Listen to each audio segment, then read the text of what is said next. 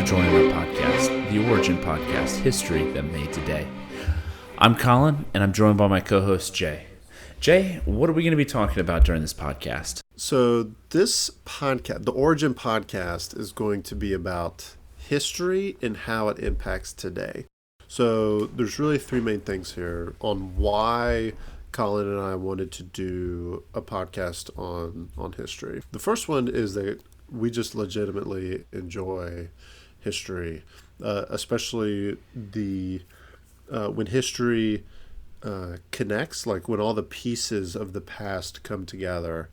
When I was studying history in college, one of my favorite aha moments, if you will, was when I understood the connection between the Renaissance and the Reformation. And then when I understood that connection, I was like, oh shoot, this is what led into the Enlightenment. And seeing those past connections is just really enjoyable. Secondly, while we're doing this podcast, is not just seeing connections in the past, but seeing connections for the present, how history is the foundation for the world that we live in today. Back in 2020, seeing COVID, seeing the riots that came out of the George Floyd killing, just the cultural upheaval that was 2020 really made me sit back and think to myself, there's not a very good historical understanding within our culture today. Yeah, and I mean, ultimately, with all of that being said, we want to pursue the truth. And we believe that the truth is beneficial to our society, our culture, just the common good in general. So we're going to, in the pursuit of truth, try and maintain objectivity and really try and do our best to remain as unbiased as possible. So there's going to be some contentious issues that Jay already mentioned. We're going to be covering politics, we're going to be covering history, and a lot of that is, race relations, different economics, colonialism, things that are the hot button, words that you hear today. So with doing that, we are going to try and limit our biases and approach things from all angles. So if you happen to see something differently than what we do, please let us know in the comments on one of our social media pages. We'd love to get your feedback and hear more about what you think about what we talked about. So with all that being said, Jay, what's the first podcast we're going to talk about? What's the first series that we got? Hey, so our first series is going to be on the current Russia-Ukraine conflict that really started in 2014. It obviously kind of blew up again in 2020, but the focus of this series is to try to peel back the historical layers, asking the question, how did we get here? What would cause in 2022 Russia to invade another country? What would cause Ukraine to try to want to join NATO and the EU? Why is the West having the reaction that it is? How come after the peace dividend of the 90s and pre 9/11 era, when one of the most popular books was called The End of History, we're still talking about conflict in the West, right? Or the West with another major world power. This particular episode, we're just going to kind of talk about the background of how we got here. So, I know everyone who's listening knows the invasion began in February, about 3 months ago, which, in our news cycle, that's an eternity. But really, the seeds of conflict, I think, were planted. You can go back to 2004 with the Orange Revolution, in subsequent election cycles and years afterward. You could see Russian influence and meddling in different elections. And, I know that's not the first time we've heard in this country that the Russians have meddled in another country's elections. But, you mentioned 2014, and there's a great Mearsheimer article about, written in 2014 that almost predicted a lot of what we're seeing now. Can you tell me a little bit about that article, what he gets right, what he gets wrong? Yeah, so first, just an introduction to Mearsheimer. Mearsheimer is what some people have called the Pope of the international relations school of thought called realism. He didn't invent it. Realism's been around for quite some time. Henry Kissinger writes a really good book called Diplomacy, where he compares and contrasts idealism and realism, if you're interested in that. But Was he like the Pope, selected by God for this position? Is that why he got that I mean, nickname? I personally think so. No, so Mearsheimer is a wicked smart dude. Even if you don't agree with him, he is very well reasoned. He's very intelligent dude. Professor at University of Chicago, and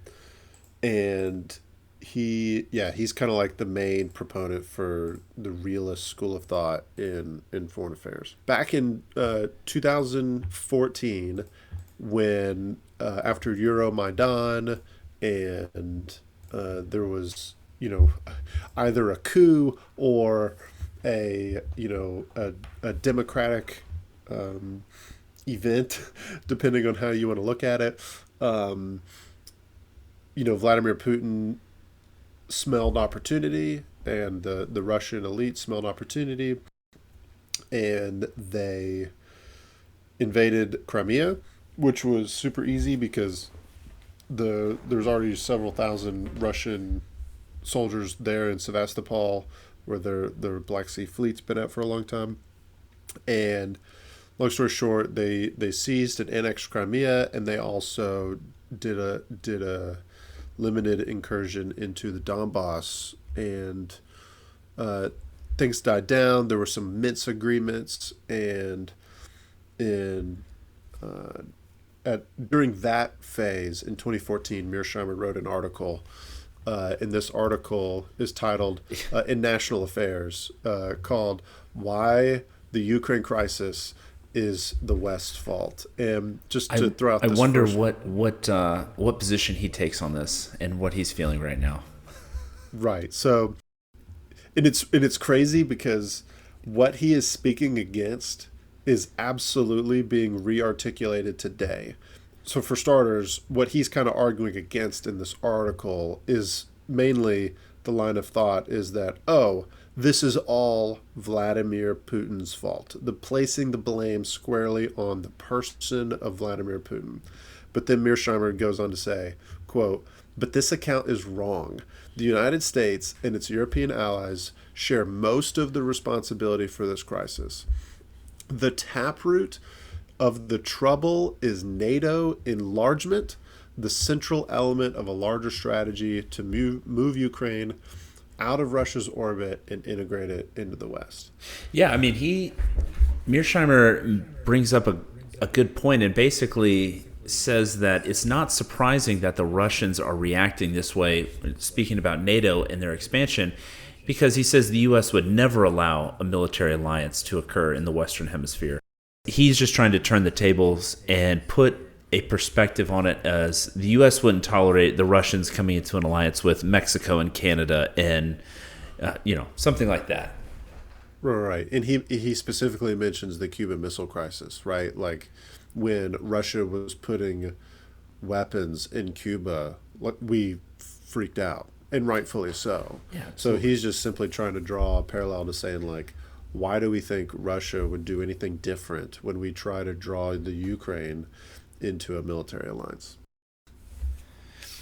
So this is not exactly, these talking points that we've been hearing for the past 6 months or so are not brand new. It's just something that we haven't talked about since 2014. I personally disagree with Mearsheimer here. Why is that? So, no, in a very real sense, if the main issue here was Putin invading the Ukraine in 2014 and in 2022, if that was solely for NATO enlargement, then I would say, hey, you've got a point. But the reality is that that's not why Putin's doing this, and he has said as much.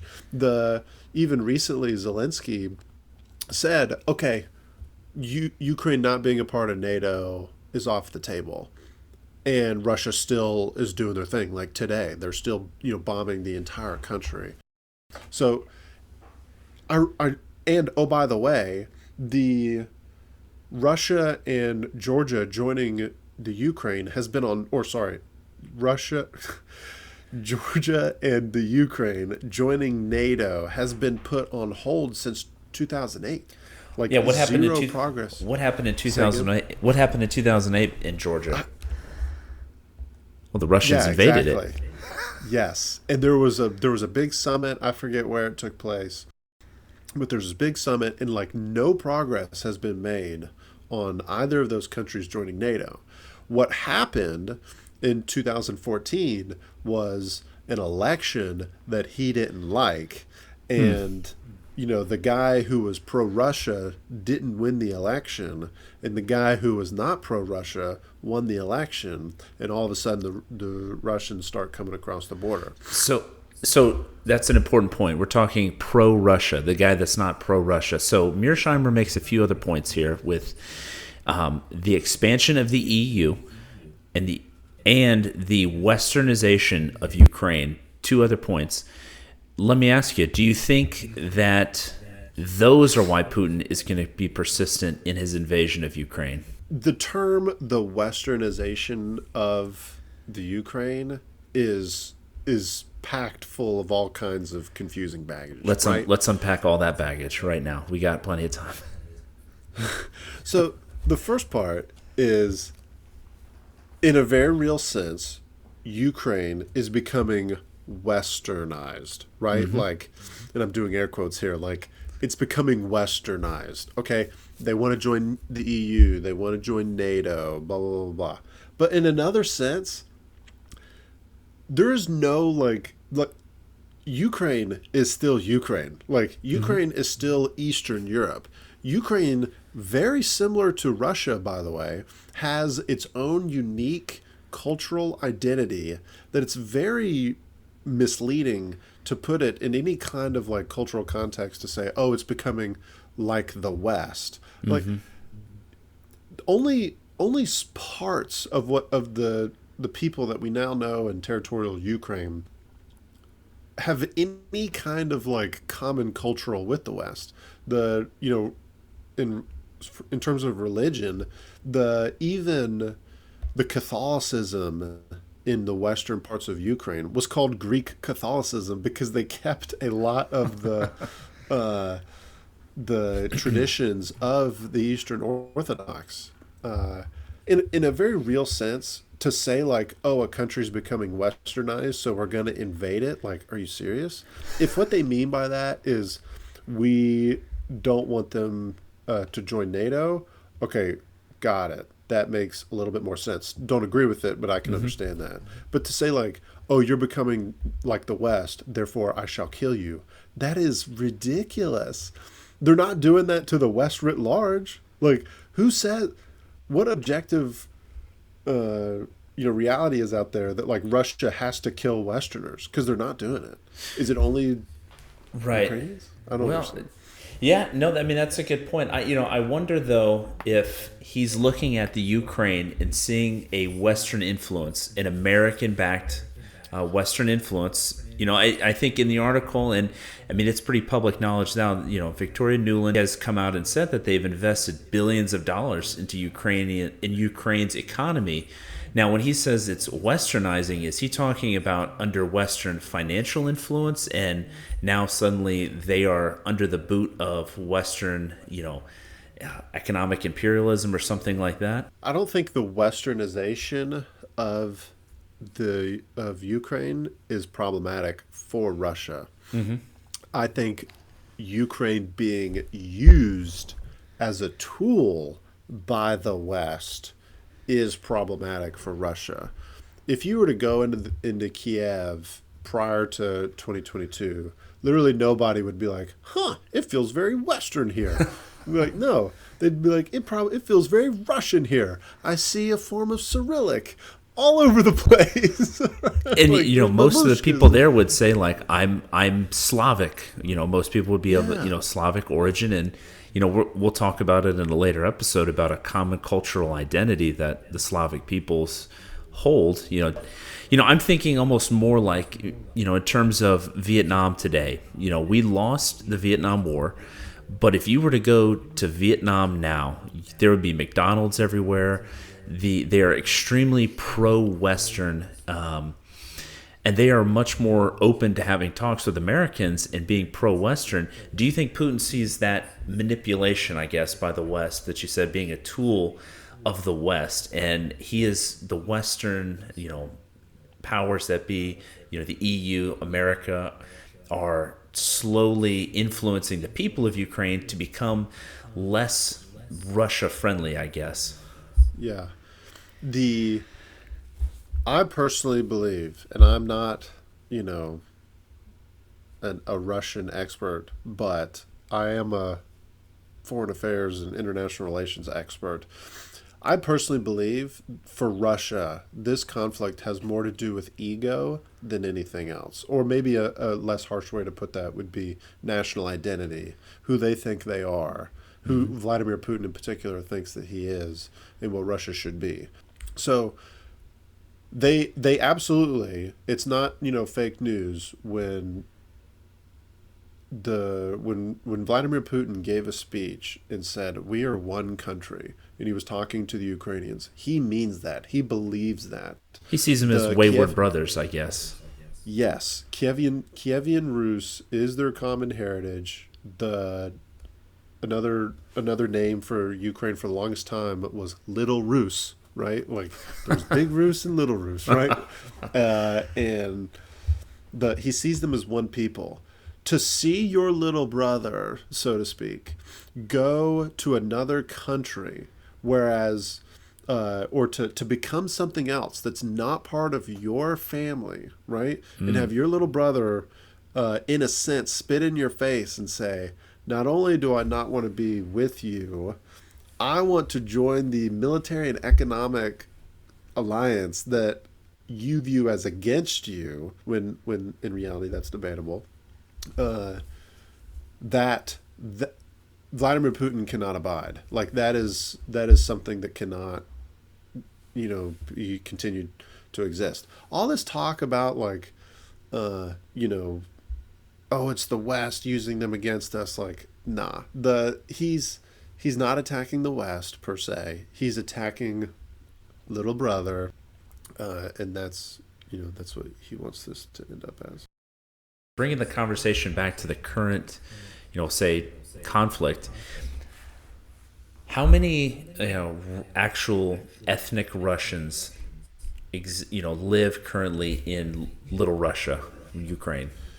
So, in the current geographical boundaries of Ukraine, to include the Donbass, it's like 40 something percent. I should probably look that up. But it's like 40 something percent. Basically, like 80% of people east of the Dnieper, east of Kiev, in Crimea, they're all Russian speakers.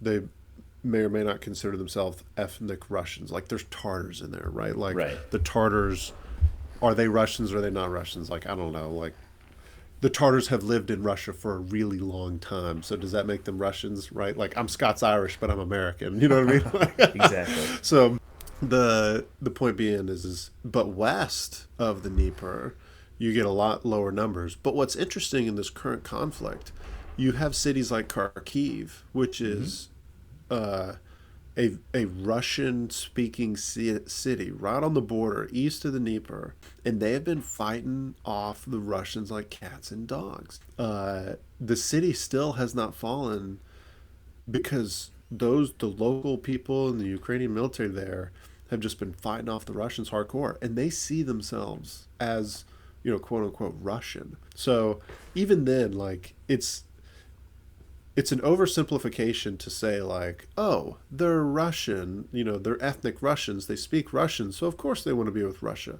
That's the same mistake that the Russian government made in February of this year, and they're paying for it. Right. I imagine they assumed that these Russian speakers, these, pro-Russian civilians, that live in Ukraine would really help them out a lot more than they have. I have read that there are some Ukrainians who are helping the Russians, but probably not in the numbers that Putin was hoping for. It just strikes me that I think Putin overestimated the amount of support that he had in Ukraine. That was probably a misstep on his part and his intelligence. But, I have read that there has been quite a bit of, well, maybe not quite a bit, some support by local Ukrainians. For Russia? For the Russians.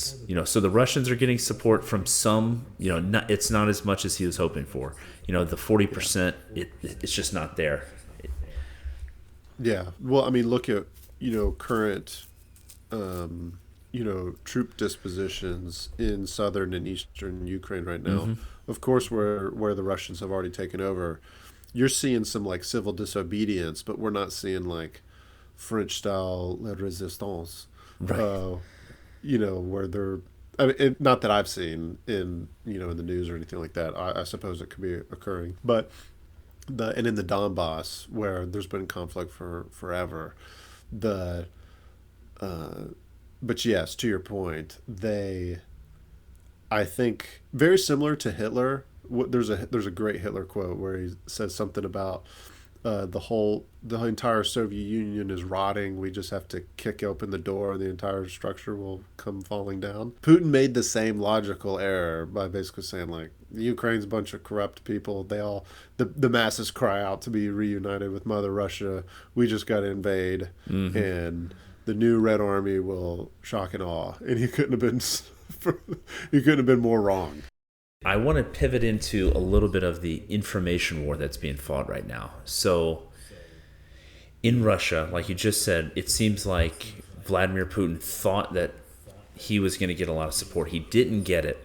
But what we have seen unfold over the past 3 months, if anytime I open Twitter, it's like I see a new video posted by somebody who is either pro-Russian or pro-Ukrainian, and I see, look at this, it's the ghost of Kiev, it's, the Snake Island resistance, it's, all these Russian burning tanks, and a lot of it's just not accurate. It's just totally overblown, or it's deliberate misinformation. Do you think the Ukrainians are effectively using information to fight the Russians right now? Is that probably their best defense right now?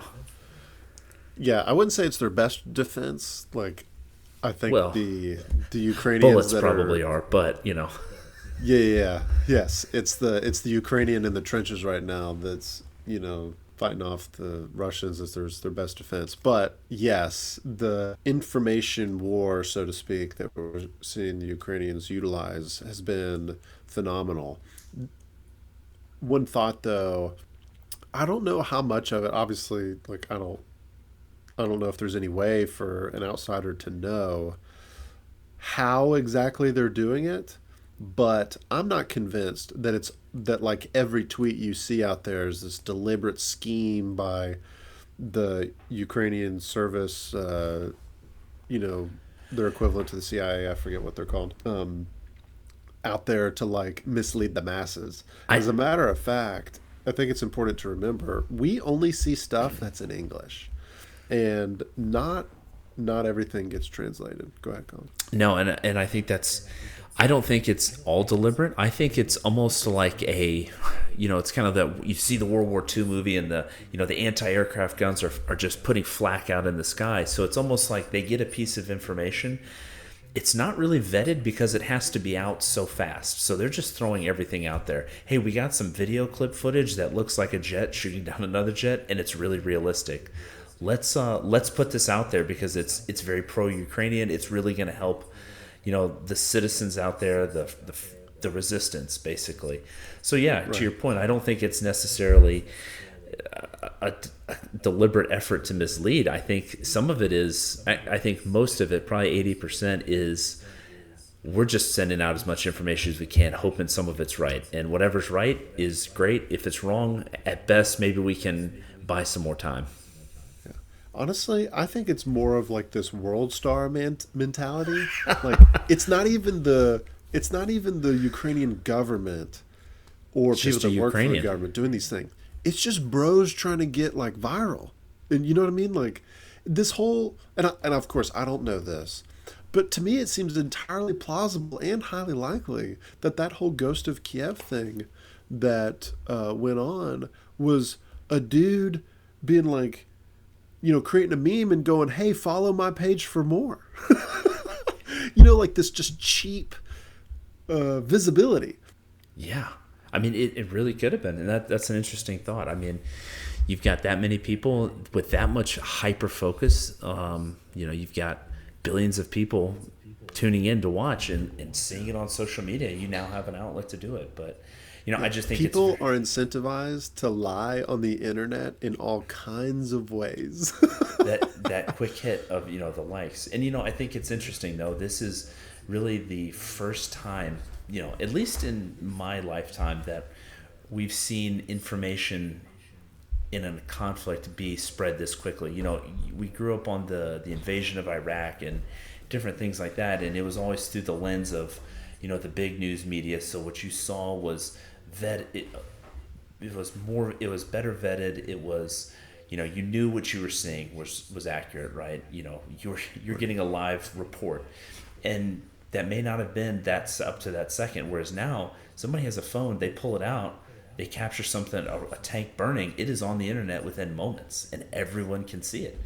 And suddenly that gets passed around, and then you got an army of people speculating about what it actually is, and people editing it and reposting it. So it's interesting to see how this new element of warfare, it really is a new battle space that we're seeing. No, and I would argue the truthful stuff is more effective than the disinformation. When you, to your point about like, you have a cell phone, you're Ukrainian Joe, you just got mobilized, you happen to be working in the rear area doing POW stuff, you've got a cell phone in your pocket because you're 15 miles away from home, and you put on TikTok videos of these Russian dudes surrendering. You've wrapped their heads halfway in tape. They're all depressed. They don't want to be there. And you just got to film them going, "Hey, man, why are you here?" "Oh, I was told that I was going to go do some training for 3 days and I'd go back home. And then I surrendered because I'm like, am I in the Ukraine?" Like, that propaganda, so to speak, is infinitely more effective than any kind of, Ghost of Kiev. The Ghost of Kiev got a whole lot of, global attention, but what effect did that translate to in the battlefield? I don't know. Maybe some like political, like, hurrah, but when it came down to actually affecting troop morale, I don't know if that had any of it. But if you see a TikTok of Russians surrendering and they basically say like, "Man, I don't even know why I'm here," that helps your morale quite a bit. Absolutely. So, wrapping this up because, we're at coming up on time here. What do you see? How do you see this conflict ending? What do you see victory conditions for Putin, and what do you see victory conditions for Zelensky? I'm going to go with an incredibly bold guess. And it is a guess, but I'm going to be bold here, all right? And I'm going to give some historical reasons why. This is the podcast. Exactly. How do I think this war is going to end? I think there's going to be a coup in Moscow, and Vladimir Putin is going to get evicted. The reason why I say that is Vladimir Putin has tanked his country's economy, right? Vladimir Putin got to where he is because he was one of the guys that was handing out formerly Russian-controlled businesses, state-controlled businesses, to his cronies, and he got them rich. And all those cronies were like, "Hey, man, like, as long as you fatten up my pocketbook, I'll do whatever the heck you want me to do." And people support him and this, that, and the other. He did it in St. Petersburg first. He did it in Moscow later. And Yeltsin was like, "Hey, I like this dude. He seems to be pretty smart." Putin is a realist, right? And when the Soviet Union fell, people wanted money, and there was all these state-owned businesses that needed to be doled out, hence the oligarchy that we now have in Russia. That is rapidly going away. And people can only remain loyal for so long. Historically speaking, Hitler was very similar in that, not that he was doling out state-owned businesses, but that Hitler was successful in the beginning. Hitler brought Germany out of the Weimar Republic, which was economically disastrous. Their economy sucked. And, for that and a whole lot of other reasons, Hitler turned Germany into a much better... It was, if you were German, you were like, yes, we're going to make Germany great again. They did make Germany great again, in a sense, right? And even all the way up to, September of 1939...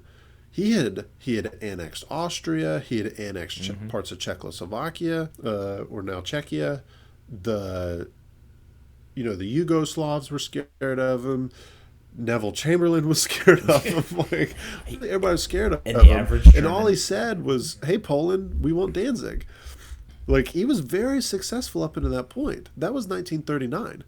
It took, I don't know, a year. After that, when people started going, oh, shoot, like, hey, Poland fell, that makes us look good. Hey, France fell, that makes us look good. But wait a minute, now he's talking about invading Russia. Like, bro, are you crazy? and it all went downhill from there, and the coup planning started. And before long, like, it happens. When you have a crazy dude in charge, the coup planning starts, and the longer the current situation goes, the more it festers. I'm going to respectfully disagree. I think, here's how I see it playing out. I think that Putin, I think there is going to be coup talks. I do think that there's going to be some level of dissent within his own, his own staff, but I think he has been in control and in power for so long that he has such an iron grip on control in Russia. I think that a lot of Russians, even though he might be crazy and terrible, they're going to look to that strength and say, this is a Russian. I mean, they did it with Ivan the Terrible, who we'll talk about later. And I think with the economy, I don't think it's as bad. I mean, the ruble is doing well. You could say, he could simply look at it and say, hey, look, we might be doing bad, but every other economy is doing bad. We're blaming Russia. He's blaming the West. So it's given him some legitimacy to say, hey, look, the West they are really turning the screws to us. And he's almost using that to galvanize, I think, the Russian people. And he's been in ugly conflicts in Chechnya and Georgia. And he didn't lose that much support. So I think that he's going to maintain support and maintain control. I don't think he's going to completely take over Ukraine. I think he will annex the eastern part in the Donbass region, and I think Ukraine will remain out of NATO. But I think it'll still exist, and I think Zelensky will still remain in control of Ukraine. But I think that peace is going to be tenuous at best, and I think it's going to come under threat within the next 5 years. Yeah. No, I don't think anything you just said is implausible. Hey, we're making guesses right now. Yeah, we're making Hail Marys. I do think it's going to be interesting, though. Let's just say, hypothetically speaking, say Russia is able to push the Ukrainians out of the Donbass, the Luhansk and Donetsk regions fully occupied by Russia. They've already also occupied a significant section of the southern part of the country, north of, Crimea, but they still haven't got Odessa. What I am very interested to see what's going to happen if they do that and Russia goes, we're good. Mm-hmm. The Biden administration has talked a very strong game, diplomatically speaking. President Biden has made comments about regime change. He's made comments about war crimes. That's not a foundation for... You can't be friends after that. Yeah, like we just don't go back to how things were. The world has fundamentally changed. Mm-hmm. And what is it? The Biden administration has had a rough go.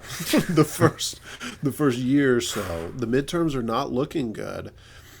Is the Biden administration just going to kind of walk back all that stuff?